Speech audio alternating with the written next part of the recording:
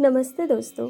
आज की कहानी में हम सुनेंगे कि आखिर देवर्षि नारद और ब्रह्मदेव ने एक दूसरे को शाप क्यों दिया। आइए सुनते हैं कहानी विस्तार से। देवर्षि नारद परम पिता ब्रह्मा के ही मानस पुत्र हैं। देवर्षि नारद भगवान श्री हरि के अनन्य भक्त हैं। पुराणों के अनुसार अपने पिता भगवान ब्रह्मा को और ब्रह्मा जी ने इन्हें परस्पर श्राप दे दिया था। जब परम पिता ब्रह्मा ने प्रथम 14 लोगों की रचना की, तब भी उनके मन को संतोष न मिला। तब उन्होंने श्री हरि की पुनः तपस्या की और नारायण ने उन्हें सृष्टि रचने का सुझाव दिया। तब ब्रह्मा जी की इच्छा से 4 बालकों का जन्म हुआ था, जो थे सनक, सनंदन, सनातन और सनत कुमार। उन चारों ने जन्म लेते ही अपने पिता को प्रणाम किया और उनकी इच्छा पूरी की। तब ब्रह्मा जी ने उन्हें सृष्टि का विस्तार करने को कहा।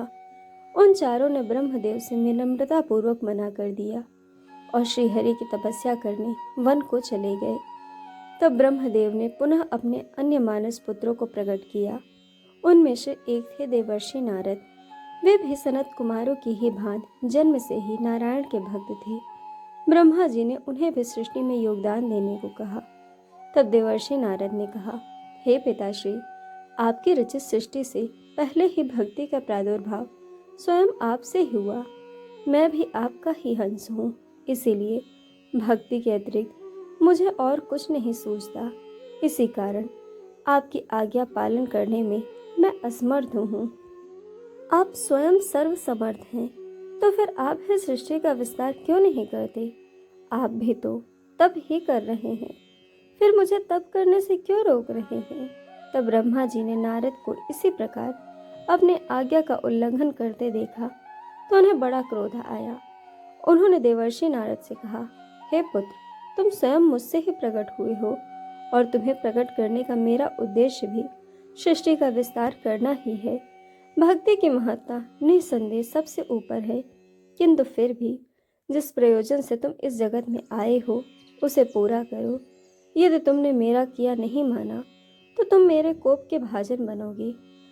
अपने पिता को क्रुद्ध देखकर भी नारद जी का मन भक्ति से विचलित नहीं हुआ और उन्होंने पुनः ब्रह्मदेव की आज्ञा को मानने से मना कर दिया। तब ब्रह्मदेव ने क्रोधित होते हुए कहा, मेरे बार बार समझाने पर भी तुम्हारी बुद्धि स्थिर नहीं हुई, इसीलिए जाओ, मैं तुम्हें श्राप देता हूँ कि जिस ज्ञान के अहम में तुम मेरी आज्ञा का उल्लंघन कर रहे हो, उसे ज्ञान का लोप हो जाएगा। तुम अनेकों योनियों में जन्म लेकर विभिन्न प्रकार के भोग विलास में लिप्त रहोगे। तुम्हें जिस तप की आकांक्षा है, उस तप का फल तुम्हें प्राप्त नहीं होगा। तब देवर्षि नारद को बड़ा दुख हुआ। उन्होंने अपने पिता से कहा, हे पिताश्री, पुत्र यदि कुमार्गी हो तो पिता द्वारा उसे श्राप देना और त्याग देना समझ में आता है, किंतु अपने सच्चरित्र पुत्र को श्राप देना उचित नहीं है। किंतु मैं आपके श्राप को सम्मान पूर्वक ग्रहण करता हूँ और आपसे प्रार्थना करता हूँ कि मुझे यह वरदान दें कि मैं जिस भी योनि में जन्म लूँ, मेरे मन में सदैव नारायण की ही भक्ति रहे।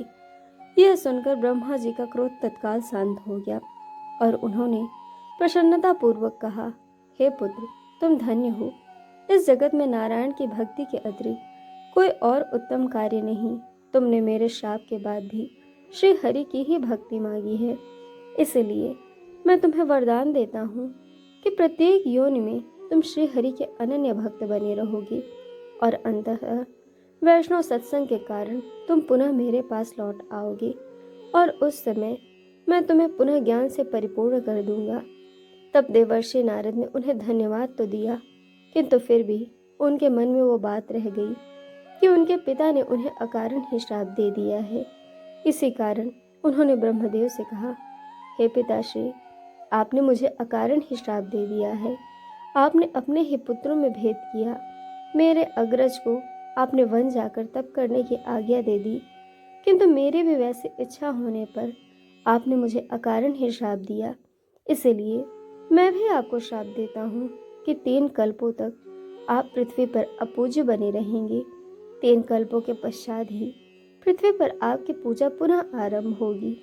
इस प्रकार पिता और पुत्र को एक दूसरे का श्राप भोगना पड़ा।